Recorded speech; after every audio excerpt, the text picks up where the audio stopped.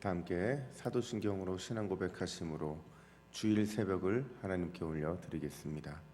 전능하사 천지를 만드신 하나님 아버지를 내가 믿사오며 그 외아들 우리 주 예수 그리스도를 믿사오니 이는 성령으로 잉태하사 동정녀 마리아에게 나시고 본디오 빌라도에게 고난을 받으사 십자가에 못 박혀 죽으시고 장사한 지 사흘 만에 죽은 자 가운데서 다시 살아나시며 하늘에 오르사 전능하신 하나님 우편에 앉아 계시다가 저리로서 산자와 죽은 자를 심판하러 오시리라. 성령을 믿사오며 거룩한 공회와 성도가 서로 교통하는 것과 죄를 사하여 주시는 것과 몸이 다시 사는 것과 영원히 사는 것을 믿사옵나이다. 아멘. 찬송가 433장입니다. 찬송가 433장. 귀하신 주여 날 붙드사 날마다 더 가까이 저 하늘나라 나 올라가 구주의 품 안에 늘 안기어 영생의 복 받기 원합니다. 우리 433장 함께 찬양 올려드리겠습니다. 귀하신 주여 날 붙드사 주께로 날마다 더 가까이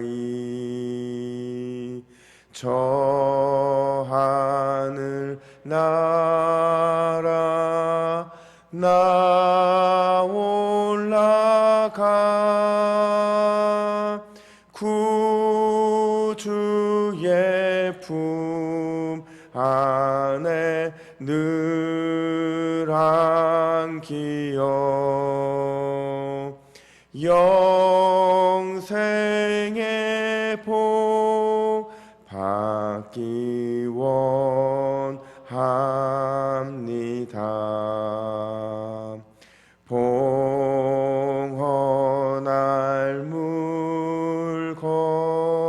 나 없어도 날마다 주께로 더 가까이 내 죄를 주께 다 고하니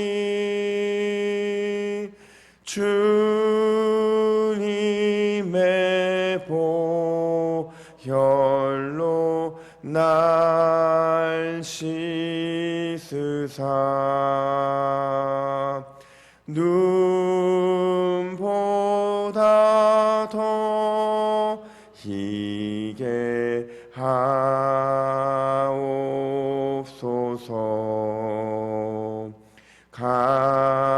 간악한 마귀 날 꾀어도 주께로 앞으로 더 가까이 이 세상 속한 그 허영심 또 주한 생각을 다 버리니 정결한 마음 내게 늘 주소서. 이 세상 내가 살 동안에 주께로 날마다 더 가까이 저 배 되는 천국 나 들어가 한없는 복락을 다 얻도록 풍성하는 해를 주옵소서.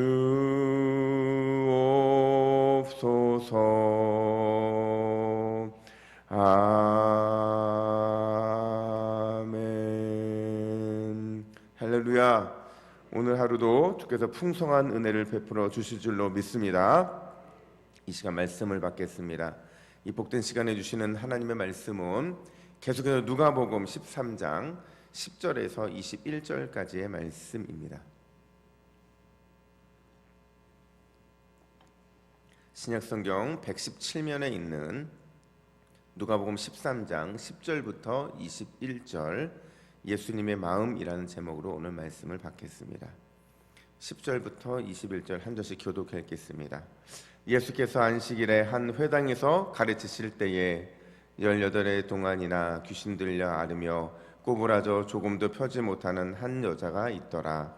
예수께서 보시고 불러 이르시되 여자여 내가 내 병에서 놓였다 하시고 안수하시니 여자가 곧 펴고 하나님께 영광을 돌리는지라.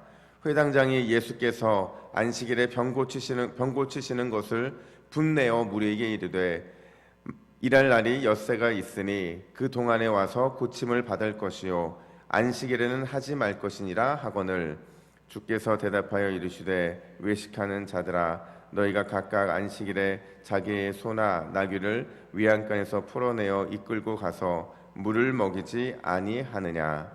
그러면 18해 동안 사탄에게 매임받은 이 아브라함의 딸을 안식일에 이 매임에서 푸는 것이 합당하지 아니하냐. 예수께서 이 말씀을 하심에 모든 반대하는 자들은 부끄러워하고 온 무리는 그가 하시는 모든 영광스러운 일을 기뻐하니라. 그러므로 예수께서 이르시되 하나님의 나라가 무엇과 같을까? 내가 무엇으로 비교할까? 마치 사람이 자기 채소밭에 갖다 심은 겨자씨 한 알 같으니 자라 나무가 되어 공중의 새들이 그 가지에 깃들였느니라. 또 이르시되 내가 하나님의 나라를 무엇으로 비교할까? 마치 여자가 가루 서말 속에 갖다 넣어 전부 부풀게 한 누룩과 같으니라 하셨더라. 아멘. 어느 한 집안에 예수님을 무척이나 사랑하는 며느리와 또 그 며느리를 무척이나 핍박하는 시어머니가 함께 살았다고 합니다. 많은 핍박을 받으면서 이 며느리가 견딜 수 있었던 것은 하나님을 향한 사랑의 마음도 있었지만 늘 이 찬송이 마음이 있었던 거예요. 우리가 잘 아는 찬송가 342장 보면 너 시험을 당해. 이 찬양 부를 때마다 며느리의 마음에서는 하나님께서 그래도 나에게 힘을 주실 것이라는 기대감을 가지고 그렇게 견뎠다는 거죠. 근데 어느 날 이제 이 교회에 다니는 한 권사님이 이 며느리가 너무 열심히 기도하고 너무 열심히 정말 어머니의 전도를 위해서 눈물로 기도하니까 안 되겠다 싶어서 이제 그 집을 방문하게 된 겁니다. 그리고서는 어머니한테 이렇게 말씀드리는 거예요. 어르신 이제 그만 예수 믿고 교회 나오시죠. 그랬더니 이 시어머니가 하시는 말씀이 난 절대 교회 갈 수 없다는 겁니다. 다시 물어봅니다. 아니 왜 어르신 절대라는 말을 쓰시냐고. 그냥 한 번만 교회 오시라고. 그러자 시어머니가 이렇게 대답을 합니다. 우리 며느리가 매일 교회 가서 내가 욕하는 거 알고 있어.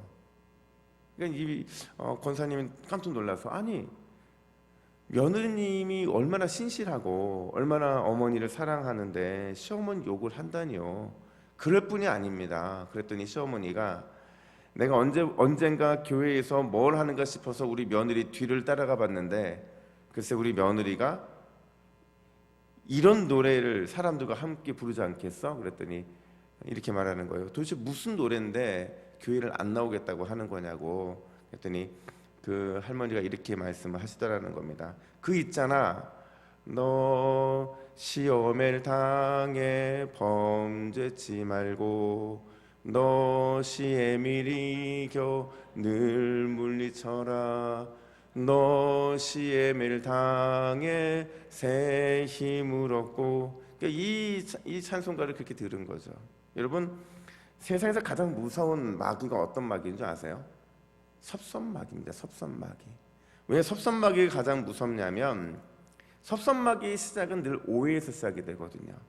작은 오해에서 마치 그게 나의 인생의 가장 큰 문제가 되는 것처럼 과대 포장하고 부풀어 버리게 되는 것, 그게 바로 섭섭마귀가 하는 일이기 때문에 그렇습니다. 제가 이 아침부터 왜 섭섭마귀 얘기를 하느냐, 사실 엄밀히 따지고 보면 제가 생각할 때 오늘 본문의 이 이야기, 회당에서 벌어진 치유의 사건은요, 이 섭섭마귀가 일으킨 거라고 저는 생각이 되어지는 거예요. 자, 보세요. 오늘 본문에서 치유를 받은 사람은 18년 동안이나 꼬부라져서 그 꼬부라진 상태로 살아온 한 여인이었어요. 그 여인의 상황이 얼마나 비참했는지 11절 말씀을 보세요. 11절 같이 읽습니다. 시작. 18일 동안이나 귀신 들려 앓으며 꼬부라져 조금도 펴지 못하는 한 여자가 있더라. 여러분, 이 여인은 꼬부라져 있다고 말을 하는데, 꼬부라진 원인이 뭐냐면 귀신이 들렸기 때문이라는 겁니다. 이 귀신이 들렸다는 표현을 보통 신약에서는 연약한 영을 소유했다. 그러니까 이 영이 약하다 보니까 자꾸 넘어지는 겁니다. 그러니까 영이 넘어지니까 사단이 그 영을 완전 지배해 버린 거예요. 그러니까 귀신의 공격에 무방비 상태에 놓여 있다가 결국에는 귀신의 사로잡힘을 당해서 18년이나 꼬부라진 상태로 살게 되었다라는 겁니다. 예수님은 그녀가 너무 불쌍히 여겨지는 거예요. 그래서 13절에 보니까 안수하시고 말씀으로 치료해 주시는 그 장면이 오늘 본문에 등장합니다.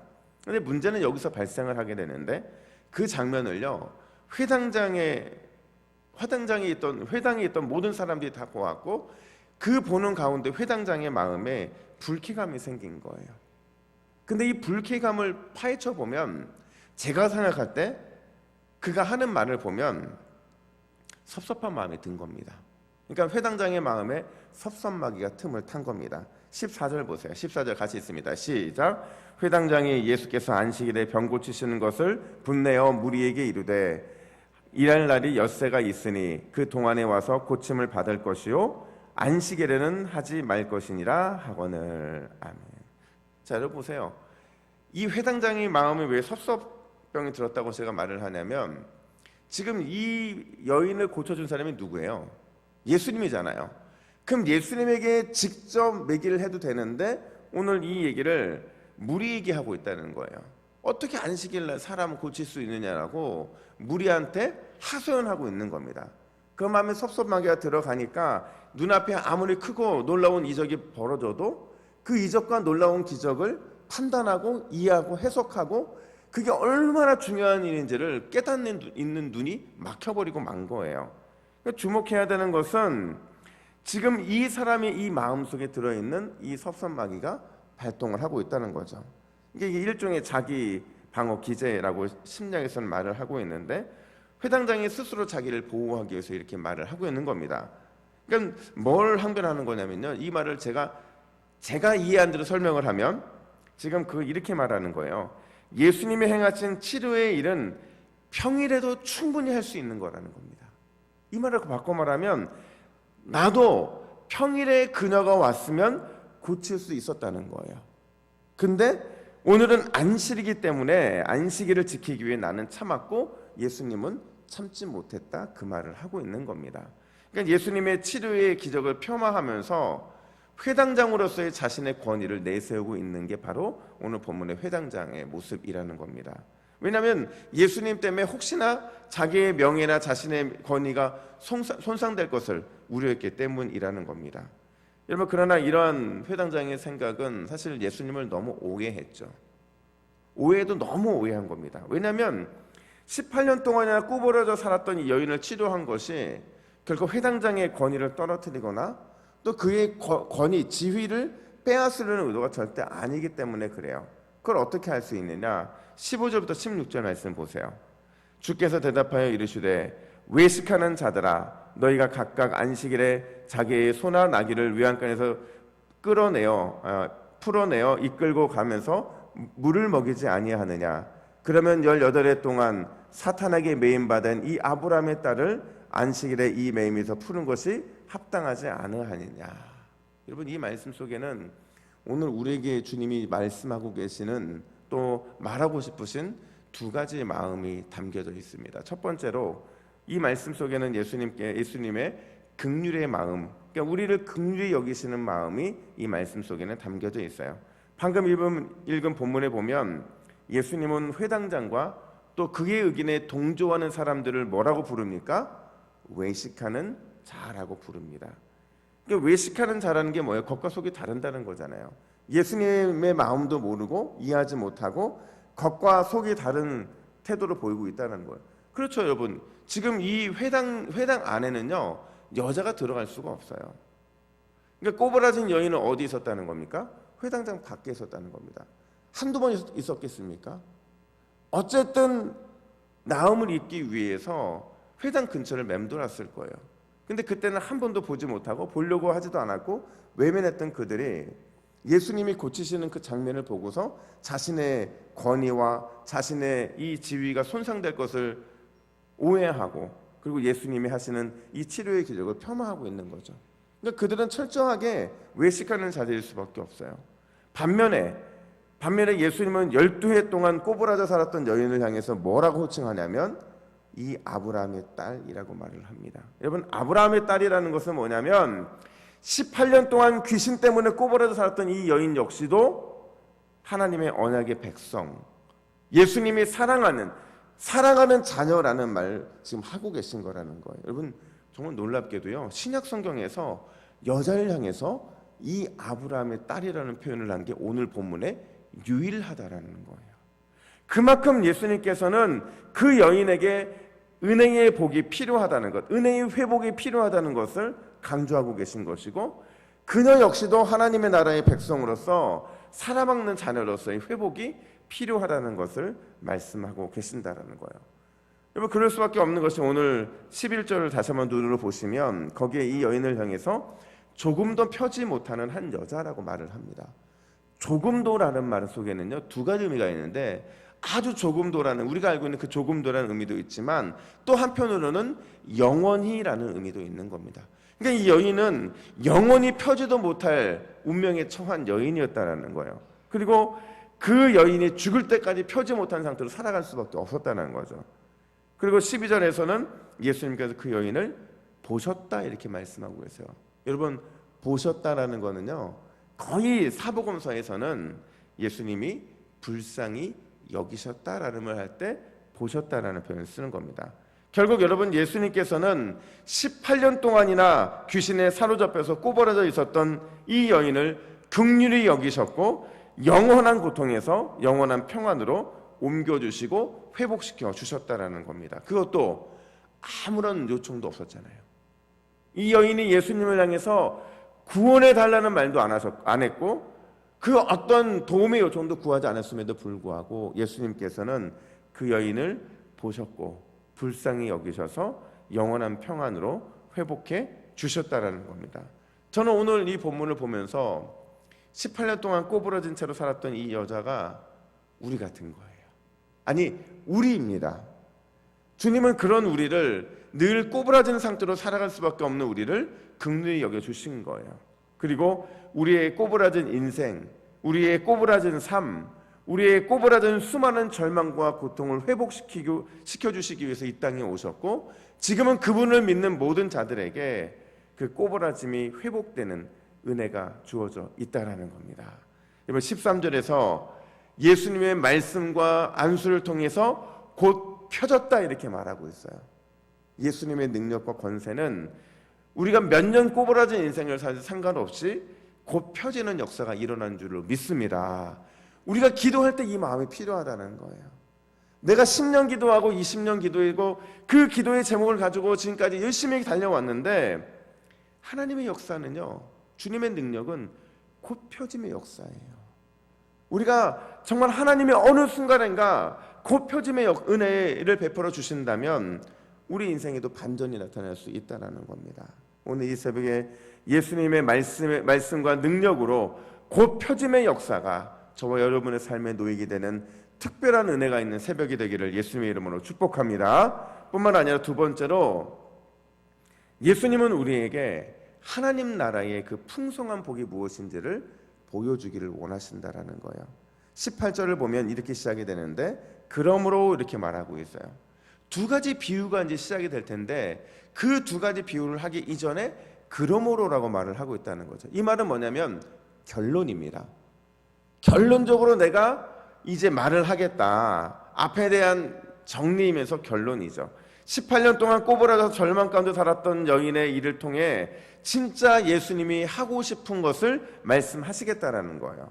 주목해야 되는 것은요, 오늘 본문에 보면 무엇무엇과 같다라는 형용사가 3번이나 쓰이고 있고 비교하다라는 동사가 2회나 사용되고 있다는 거예요. 이게 무슨 얘기냐면 앞으로 오게 될 하나님의 나라, 미래적인 하나님의 나라와 지금 예수님 때문에 이 땅에 오신 하나님의 현재적인 하나님의 나라를 대조해주고 있다라는 겁니다.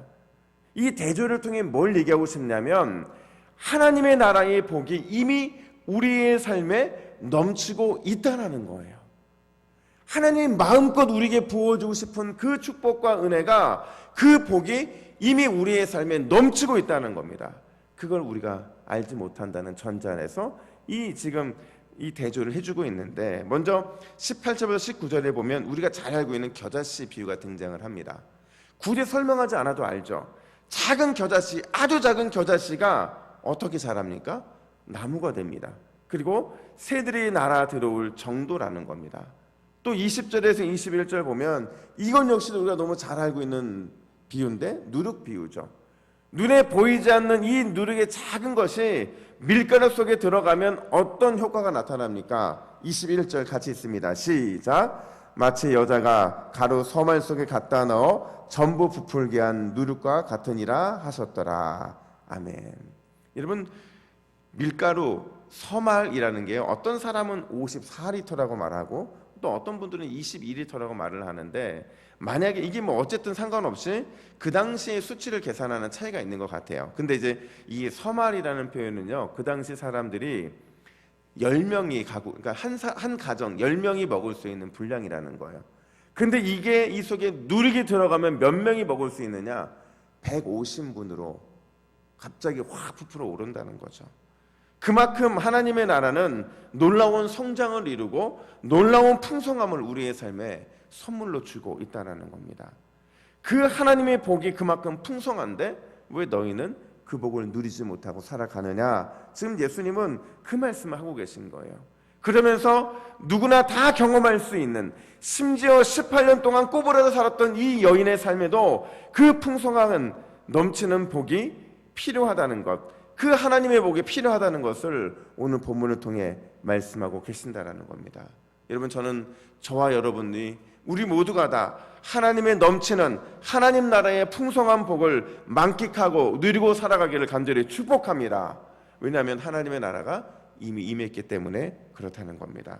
오늘 이 새벽에 주고 싶어 안달나신 주님의 마음을 우리가 먼저 알고 주 앞에 입을 크게 벌려 그 은혜의 복들을 구하는 저와 여러분들이 되기를 예수님의 이름으로 축복합니다. 아멘. 함께 기도하겠습니다. 하나님 아버지, 은혜와 사랑을 감사합니다.